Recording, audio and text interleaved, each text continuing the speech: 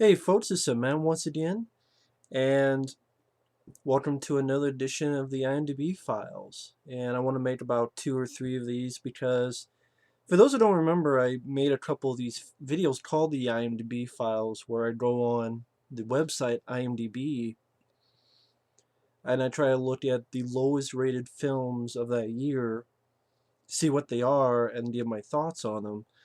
And I know there's a few people that were asking me about it, including a very nice kid named Parker, among others. And it's hard for me to do requests and such, but at least this is an easier thing to do because it's not much of research or not really a review. It's just quick thoughts on the lowest rated films of a certain year. And since I did 1989, 1990, why not I start off with 1991? So if I get to the lowest rated films of 1991, the first thing that pops up is a film called Wizards of the Demon Sword. Story centers on the battle for the mythical sword of Akhtar and his kidnapped keeper Ulrich, but with you have some stop motion prehistoric creatures apparently, and Fred Olin Ray. Jesus Christ, I should know. Fred Olin Ray, which this film gets. Fred Olin Ray, for those who don't know, this is a guy that's made a lot of movies that were not that great. He made one that I like called Deep Space, which has never gotten a DVD release, with Charles Napier, because he takes a fucking chainsaw and he cuts an alien's head off. When I say alien, I mean it looks like the alien from Alien, except if it had a couple horns or spikes on it. So if there was like a teen alien, except a low budget, and Charles Napier, Murdoch for Rambo 2, cuts his head off with a chainsaw. That's my kind of movie. But that doesn't get a DVD release. But shit like Scalps, and um, this film probably has a DVD release. I wouldn't be surprised. They just made a lot of films that, like Super Shark, and Bikini Royale 2 as Nicholas Medina, and Voodoo Dolls with a Z.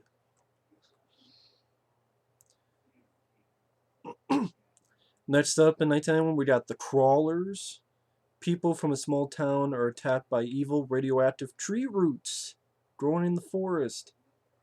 Actually, I think the alternate title for this is Troll 3. Is this the one I'm thinking of? That the alternate title was Troll 3? Or I think there's another name called Contamination 7. Yeah, that was its original title. I think that's out on DVD actually. But it was this or another film that I swear there was another name for it. Yeah, it was on the Cinema Snob. Troll 3 Part 2. Yeah, this was an alternate title for it. And it's about evil trees.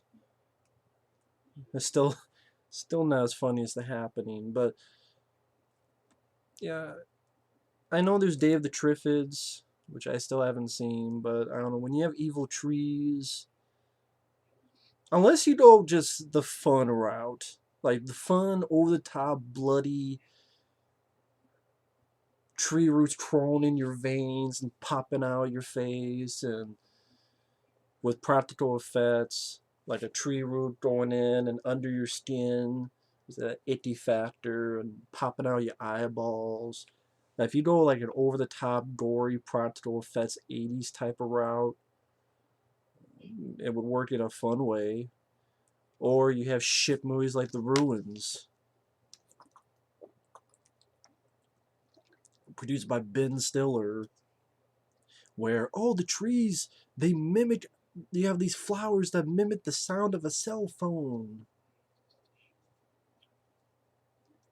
That's why the film should be called The Runs, because that's what you feel like after watching it. But yeah, The Crawlers gets a 2.3. Next is an erotic martial arts action comedy called 9.5 Ninjas. 9.5 Ninjas. I guess as in the title play on that 9.5 weeks. But with ninjas. I haven't seen it. I've actually heard of this film, but I've never seen it. Why would I? It's called 9.5 Ninjas. Apparently Zeus, Tiny Lister Jr. is in it.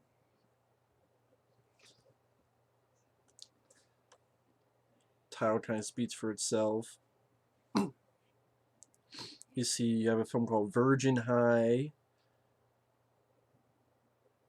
A girl gets in trouble with her parents for allegedly fooling around with her boyfriend, and they send her to a Catholic girls' high school. Gets a 2.6. You have a film with Tanya Roberts called Inner Sanctum, which gets a 2.7. Tanya Roberts, man, from the Beastmaster. And A View to a Kill, and Sheena. She was in a movie called Inner Sanctum. A woman attempts suicide when she suspects her husband doesn't love her and is having an affair. Now she's wheelchair bound. Lo and behold, Fred Olen Ray, 2.7. Oh my god. The next film is Zombie Cop. Stole my idea. No, this is 1991, so obviously they had the idea before me. I always thought of an idea of an actual zombie cop. Like you had a cop that he gets shot all the time or gets his head cut off. I always imagined a scene that he would put his head on the dashboard while driving and he would, fuck with a criminal or something. But of course you have Dead Heat, which is a much better film than this movie. Dead Heat with Treat Williams. This film, Zombie Cop, is god awful. By J.R. Bookwalter. You have James Black. I have this film on DVD because it's a set of films. I really love the commentaries by J.R. Bookwalter, especially for these films, because they know how shitty it is. And it was one of those films that made for like $1.95. And in fact, it's part of a group of films that J.R. Bookwalter calls the Six Pack. A, because there's 6 movies, and B, he even says you need a 6-pack to get through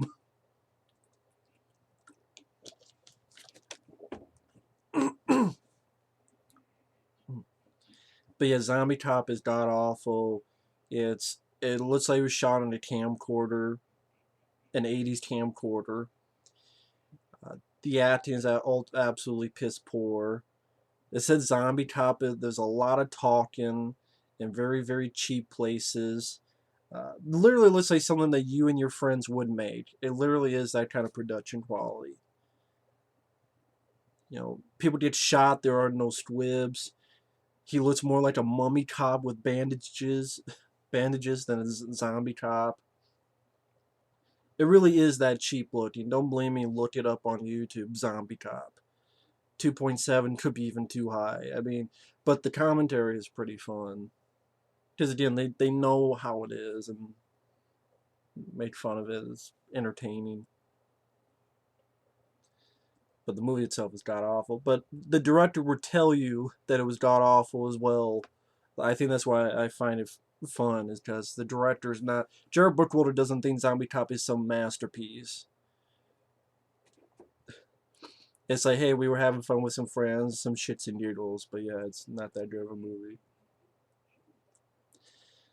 Next up is Delta Force 3, The Killing Game, which I have never seen. I've seen the first 2 Delta Force films and I stopped when there's no more Chuck Norris. There's Mike Norris. There's also Nick Cassavetes and Eric Douglas. Is that related to Michael Douglas? They just did all the...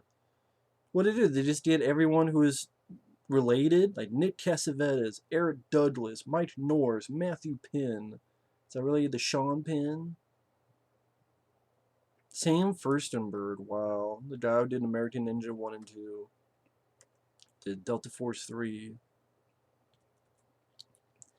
Chuck Norris was to appear in this film, but he withdrew following the helicopter crash during the making of Delta Force 2. Didn't know there was a helicopter crash. Because you wouldn't know that because there's no documentaries. Irvin Kaplan, who plays Michael Rollins, is actually one of the founding members of Israeli Educational TV. Proud of you. Yeah, Delta Force 3, The Killing Game. And the next one is Cool as Ice with Vanilla Ice, who tried to be a movie star, and someone had the bright idea to give him a movie. Why, I have no fucking clue. It's a 2.8. A rap-oriented remake of The Wild Run. Well, one, but might as well be Run, as in run away from the movie. With heavy emphasis on the fact that rap star Vanilla Ice has assumed the Marlon Brando role. Yeah, that made sense. Go from Marlon Brando to Vanilla Ice. Gwyneth Paltrow almost took the role of Kathy until her father advised her against it. It's a good, yeah. According to an episode of Behind the Music featuring Vanilla Ice, Robert Van Winkle, aka Vanilla Ice, was paid $1 million for his role as Johnny Van Owen. Lisa Marie was offered the role of Kathleen Winslow but declined. Yeah, the film did not do well. But again, who the fuck thought it'd be a good idea? Yeah, I want to see Vanilla Ice. No one wants to see Vanilla Ice. Oh god, Michael Gross was in this. Deezer D, that's a guy's name. Naomi Campbell. Okay. Film called Voodoo Dawn. It's just a 3.0. They have a film called Firehead. That's a shitty type of head. It's a firehead. How about a wet head, like a water head? Can I get that instead on my dick? A government agent assigns a scientist to help one of his agents track down a Russian defector who is a cyborg. Starring Christopher Plummer and Chris Lemmon. Firehead gets a 3.0. Firehead just sounds goofy. It sounds like, hey, the Human Torch got Firehead. Or a really shitty blowjob. But just a 3.0. A film called Night of the Warrior. Mao King pays the debts for his dancing bar. His dancing bar. Backed by illegal fighting. When his debt is paid, he refuses further collaboration. You gotta save his dancing bar, damn it. Night of the Warrior. Just a 3.2. Oh, this film I did see. It's a film called Dead Space. Nothing to do with the video game Dead Space. This is a Dead Space in 1991 starring Mark Singer. Holy shit. And Bryan Cranston is in it. Wow. Has one of the laziest covers too. It's just a planet with a green glow and a little tiny astronaut over here. But yeah, before the video game Dead Space, there was a movie called Dead Space. I wonder how many people got that confused.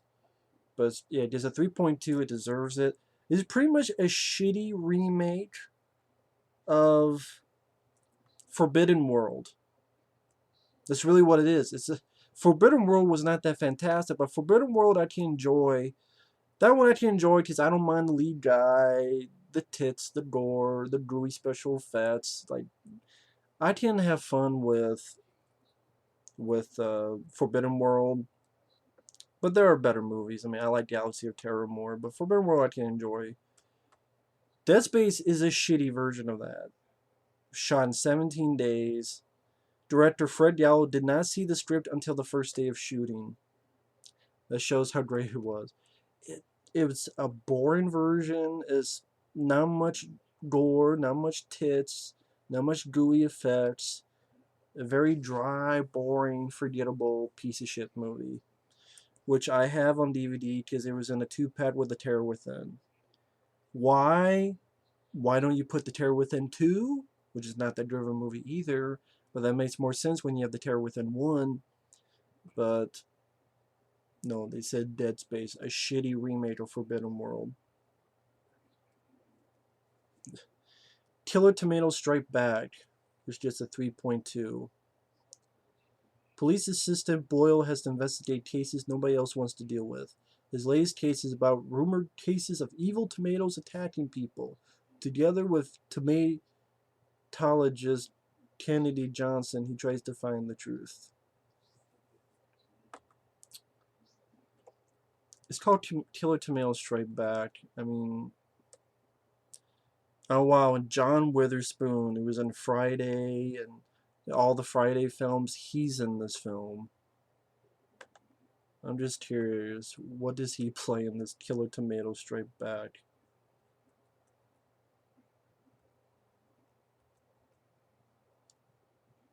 Evan Rood.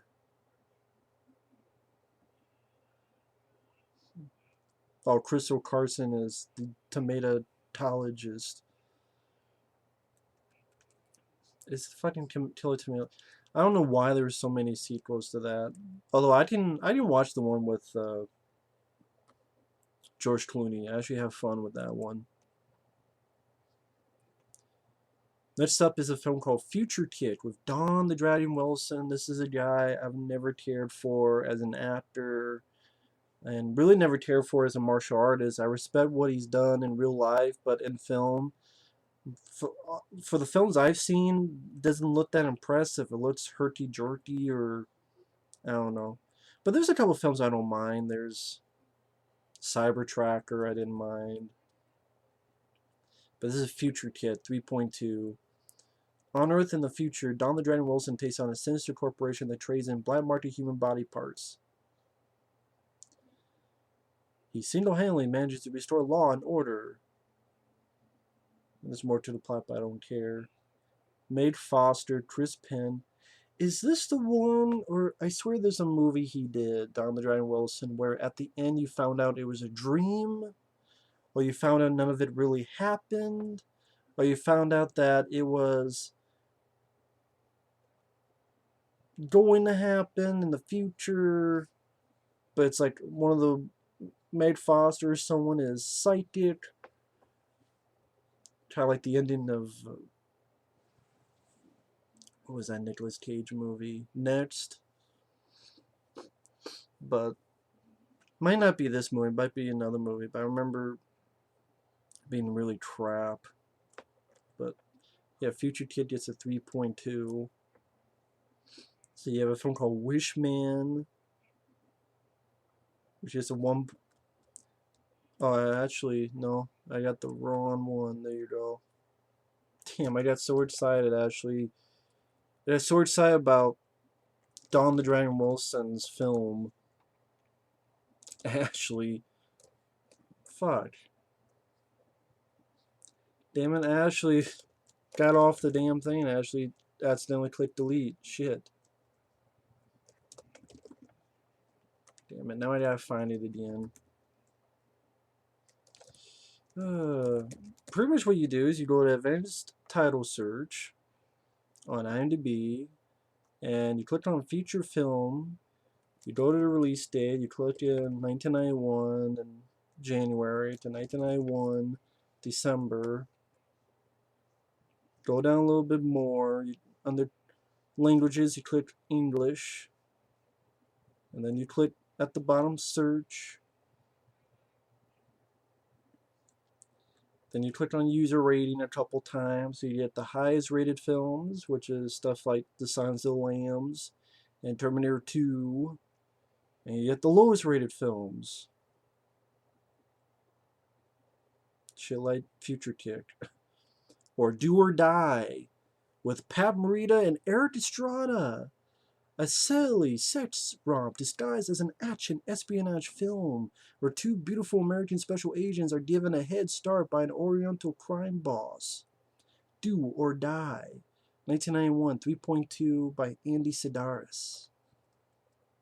Or you got Deathstalker 4, Match of the Titans.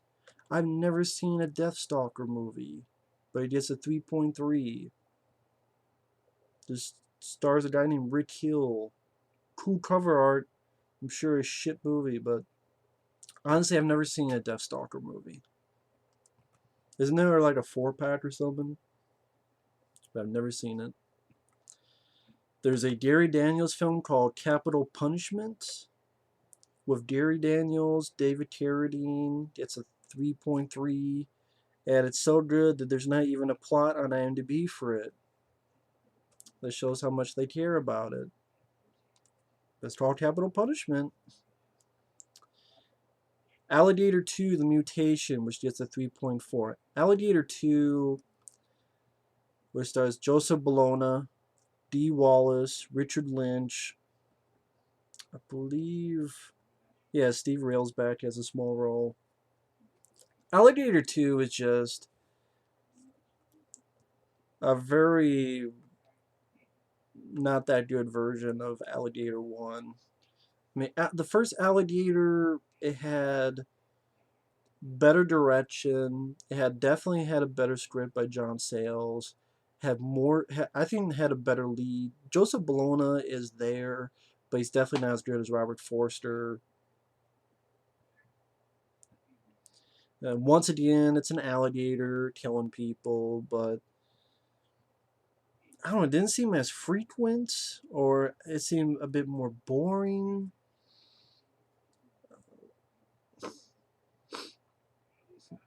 It really did seem like it took a little bit more from Jaws, because at the end it's these three people going after this thing, this alligator, and the hunter gets killed, aka Richard Lynch does get eaten, kind of like Quint did. And, they blow up the alligator. It just a pretty. I've seen much worse creature feature films. Like, I would take this over a lot of the Sci-Fi Channel crap, but it's one of those films that you would see on cable that, eh, it was made a long time after the first film. And the first film was what, 1980? And then a sequel comes out in 1991? I mean, you wait 10, 11 years for a sequel to Alligator, and it's definitely low budget. I believe it's rated PG-13.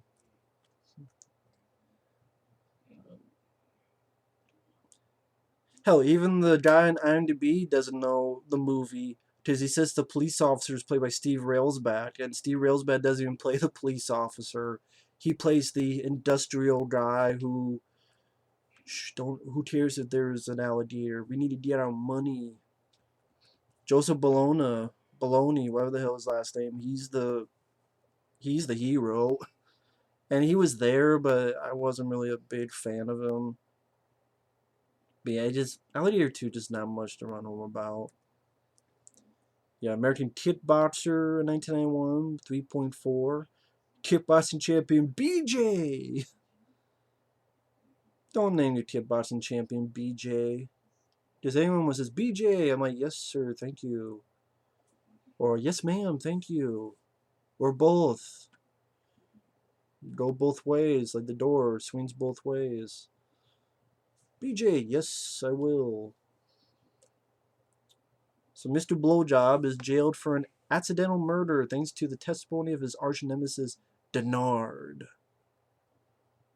Sounds like a fucking store around here called Menards. Which then makes me think of Minards anytime that commercial plays. Come on by Menards. Eye of the Widow, an F. Murray Abraham and Ben Cross joint. 3.4.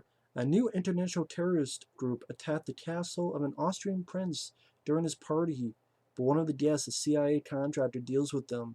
CIA hires him to find the men behind the attack and take them out. Eye of the Widow. Sort of a weird name for a movie. Let's see. You have a film called Wild Orchid 2, which is a 3.5. I didn't know there was a Wild Orchid 1, which I guess Tom Skerritt is in this. Directed by Zalman Keen. Is that the guy who did the Red Shoe Diaries? Zalman Keen?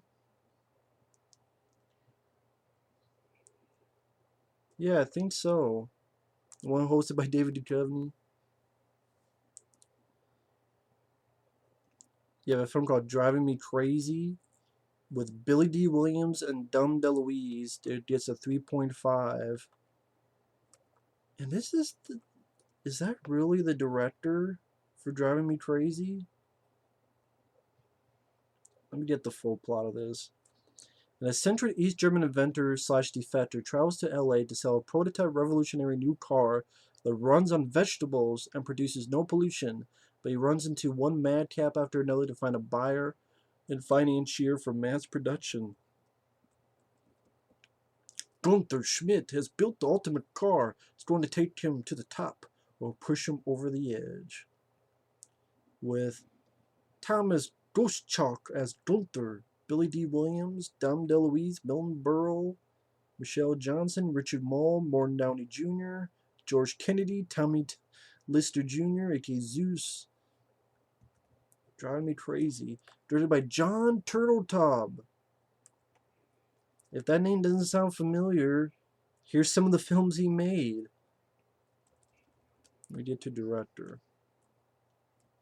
After this, he would make Three Ninjas, Cool Runnings, While You Were Sleeping, Phenomenon, Instinct, The Kid, National Treasure Films, and The Sorcerer's Apprentice. And I guess he's doing the Rush Hour TV movie. Yes, there's a TV show now of Rush Hour, and he's doing the TV movie. Henry Ian Cusick and Amy Garcia and Paige Kennedy are starring. The two leads are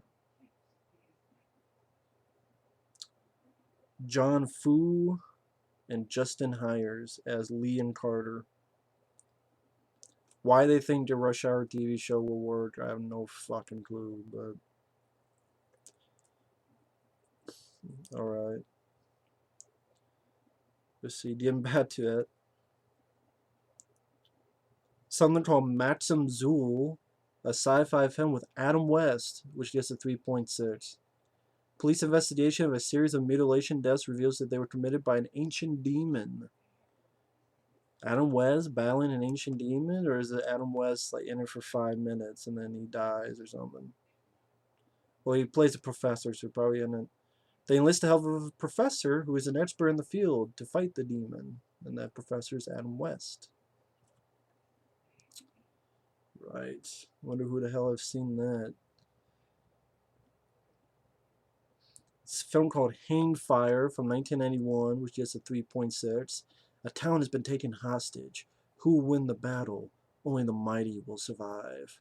Starring Brad Davis and Ken Foray, as well as Kim Delaney. Let's see. Let's talk about a couple more films. Curse 3, Blood Sacrifice, which gets a 3.6. Yeah, the Curse 3, which has nothing to do with Curse 2, which also had nothing to do with Curse 1. None of the films have anything to do with each other. In 1950s Africa, a tribal magician calls up a demon to kill Europeans. Because damn those Europeans. Get them out of Africa. But Christopher Lee. Man, rest in peace, Christopher Lee, but yeah. 3.7. Beastmaster 2 Through the Portal of Time. With Mark Senior, Terry Wooer, and Sarah Douglas.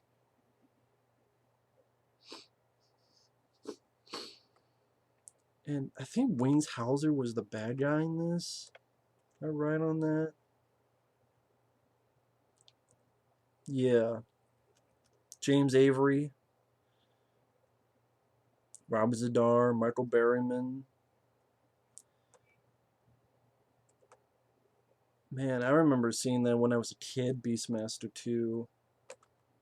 And I don't remember my thoughts on it, actually.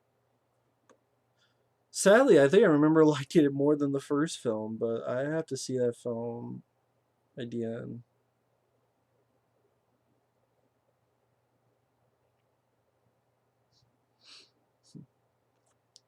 The subtitle of the film is Through the Portal of Time.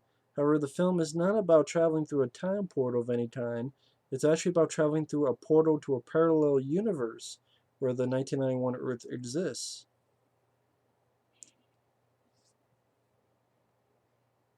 I guess through the parallel universe didn't have the same ring as Through the Portal of Time. Or you could just call it Beastmaster 2, but yeah, it's I don't think it was that great of a film from what I remember, but never been a big Beastmaster fan either. Lethal Games, a film with Frank Stallone, was just a 3.7. A criminal mob hires a gang of thugs to subdue a small urban community, but the community decides to fight back. Directed by John T. Bone. Now that's the name of a director, John T. Bone. That's a hell of a name of a director, man. What's your name? I'm John T. Bone. That's a good name for a director for an action movie. Directed by John T. Bone. I'll talk about a couple more because we're done in 30 minutes. The Lost Platoon, directed by David Pryor. Screenplay by Ted Pryor. Yeah, this is the guy who did Deadly Prey. And then the sequel, Deadliest Prey, because, yeah, that needed a sequel. A Robicide, and, yeah, The Lost Platoon, which I haven't seen the film. The idea doesn't bother me. An American reporter covering the Civil War in Nicaragua discovers that 4 soldiers they used to know during World War II are there, and they're actual vampires, fighting their own personal war against an evil general and his own personal army of vampires terrorizing the country. So I don't mind that, soldiers, former soldiers, lost platoon that are vampires, and they fight evil vampires. So they're soldiers. They have been soldiers for centuries. They never lose and they never die.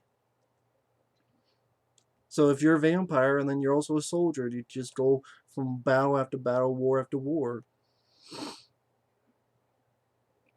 using guns and shit, or whatever they need. I'm sure it's shot in a shitty way, but the idea doesn't really... It appeals to me a little bit, but I'm sure it's one of those interesting ideas that are fucked up. So you have To Die For 2, Son of Darkness. Never even see To Die For 1, 3.7. See, David Carradine was in a film called Dune Warriors, which is a 3.7. He was also in a film called Project Eliminator with Frank Zagarino, which is a 3.8. In Italian one, you have a film called The Unborn. A couple who can't have kids join an in vitro fertilization program. While she's with child, shit goes wrong. Fucked up baby. Against our Brooke Adams and James Cameron, gets a 3.9. Well, you actually have some... I'll talk about a couple of these other films because they're actually titles that are recognizable. For example, Mannequin 2 on the Move, which gets a 3.9. A young department store intern falls in love with a female store mannequin who's really a peasant girl fallen under a 1,000-year spell. She comes alive whenever he removes the cursed necklace from her. With Christy Swanson and William Ragsdale and Misha Taylor, may rest in peace, coming back as the guy in the first film. And Mannequin 2, I was never a big fan of because it just seemed like a remake of the first film. Except instead of Andrew McCarthy, it's William Ragsdale. Instead of Kim Cattrall, it's Christy Swanson. But, I mean, I remember being there. But I do remember being sort of just, okay, just... It was a film that I don't think needed a sequel. But there was a sequel. I've seen worse movies, but I don't think it's a sequel that was needed. I don't know if it deserves a 3.9, maybe 4 something. Or just curious about the trivia. Nope. Nothing in the trivia interesting. 976 Evil 2. A seemingly harmless telephone service endows an evil teacher with powers from beyond the grave. I think my friend Mike saw this and he thought it was a better movie than the first film, except for a shitty ending. But I haven't seen it, but it gets a 4.0. You have a film called Adventures in Dinosaur City, which you could clearly tell they were trying to get the success of Ninja Turtles because it's a bunch of kids sucked to a TV screen and wind up in the Stone Age with cavemen and dinosaurs who are cool and hip and can talk and give me claw and have slain and probably can fight. And yeah, I mean, people remember that movie, which gets a 4.0.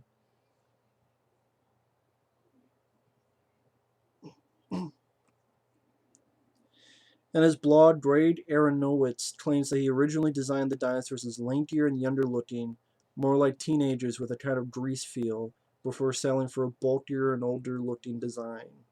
I don't think it would have mattered. I guess the last one I talked about, 4.0, Highlander 2 The Quickening. Why not end it with Highlander 2 The Quickening? Yeah, it's Highlander 2 with Russell Mulcahy directing, Christopher Lambert, Sean Connery, Virginia Madsen. I can have fun with the movie. At the same time, I can't really defend the movie, but I can have fun with it. Because I kind of like the fact it takes place in the future. And the special effects are definitely a whole lot better than they are in Highlander The Source. I'd rather watch this than... Honestly, this is the last... Highlander 3 I can watch as a time waster.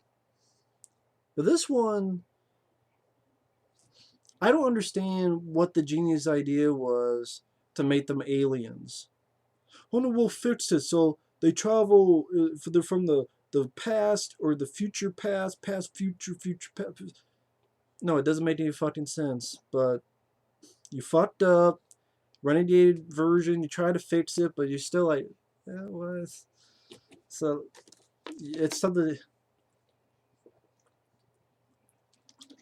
At the end of the day, I can have fun with because I like Christopher Lambert, I like Sean Connery.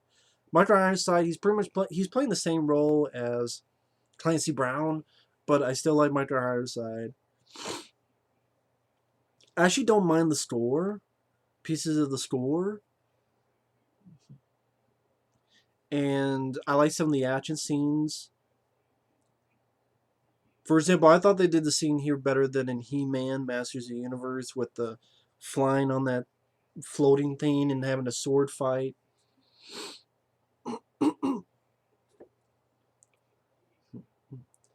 I thought some of the action was fun.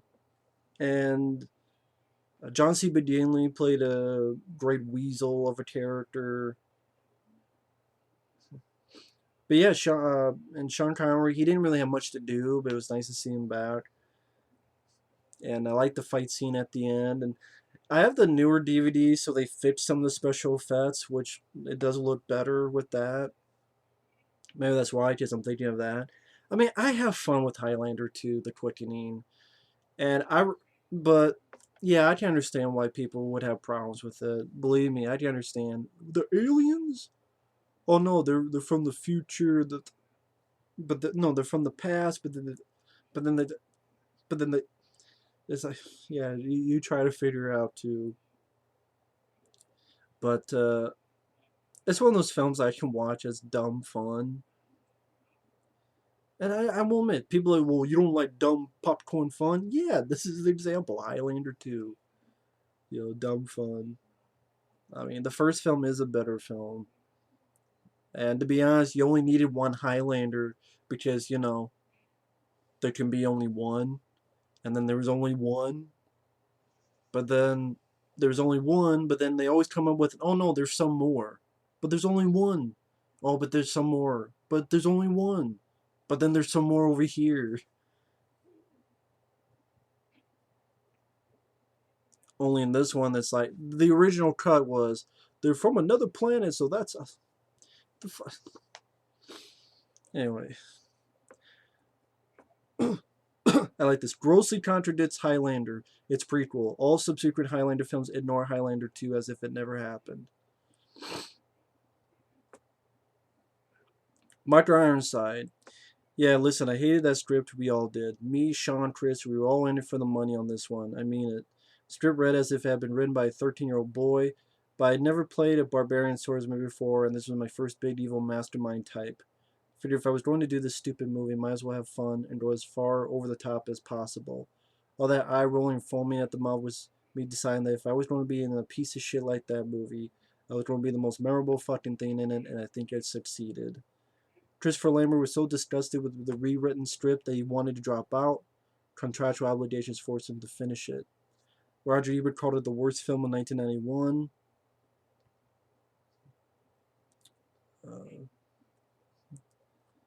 Yeah, the films after would be more true and faithful to the original film story mythology by ignoring Highlander 2 and disregarding Connor McLeod and the Immortals' origins as extraterrestrials.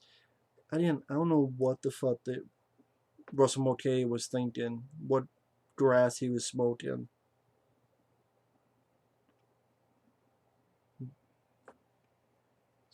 Initial budget of the movie was estimated on $30 million. Sean Connery received $3.5 million for 9 days of filming. He used the money in donations for benefit causes. Oh, that was nice.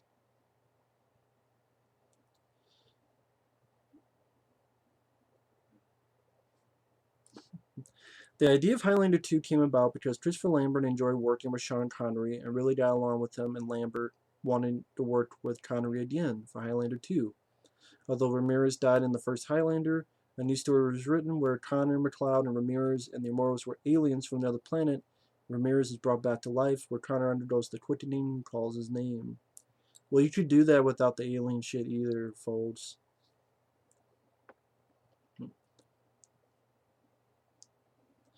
Director Rosa Mulcahy disliked the theatrical cut so much that he left the premiere after only 15 minutes. And he was so frustrated at being locked out of production that he tried to have his credit changed to Alan Smithy.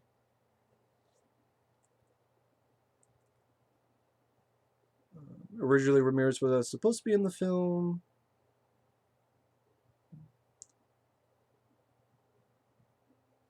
Christopher Lambert threatened to back out of the film if Connery's character was not added to the sequel, because he liked working with Sean Connery.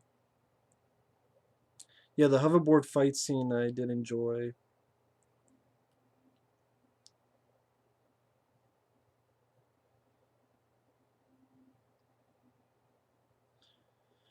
Christopher Lambert received $75,000 to participate in a frivolous TV show about breakfasts and lunches hosted by a dame of the Buenos Aires high society suffering an allergic reaction by a canopy. Sean Connery declined to participate because nobody in the USA watched the show. Yeah, because that's where they filmed it, I believe. The failure of the film forced Russell Mulcahy to direct low-budget movies along several years until Paul Wildstone Anderson chose him to direct Resident Evil Extinction. It didn't reactivate his career. Don't lie, IMDb. Yeah, I think it actually was filmed in Argentina, I believe, not Buenos Aires. Sharon Stone was considered for the role of Luis Marcus. Yeah.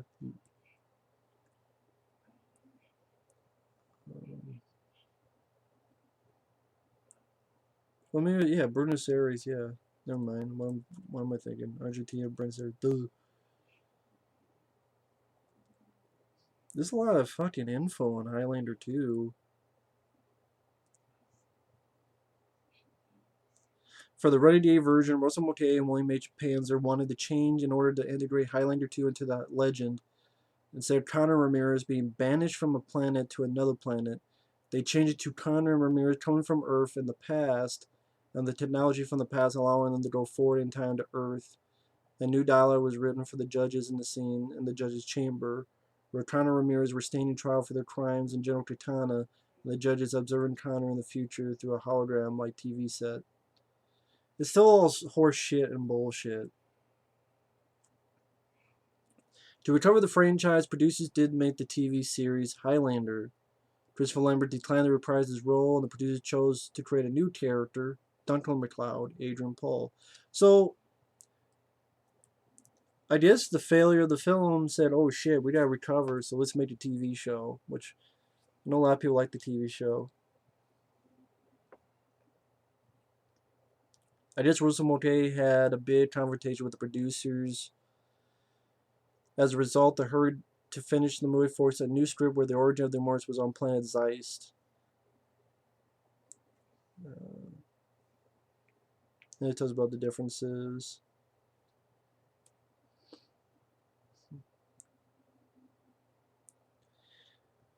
Oh yeah, the documentary Seduced by Argentina. The failure of the movie was partially as a result of the interference of the company's Interstar and the job of the director, the producers, and two by the Argentina's economy troubles. Yeah. But yeah, Highlander 2, The Quickening, I can understand why a lot of people don't like it. I have fun with the film. But yeah, Aliens. I still rather watch Highlander 2 than the Michael Bay produced Ninja Turtles movie any day of the week. Hands down. So, guess that's the big price I could give for Highlander 2. It kisses shit out Super Chuds. Later.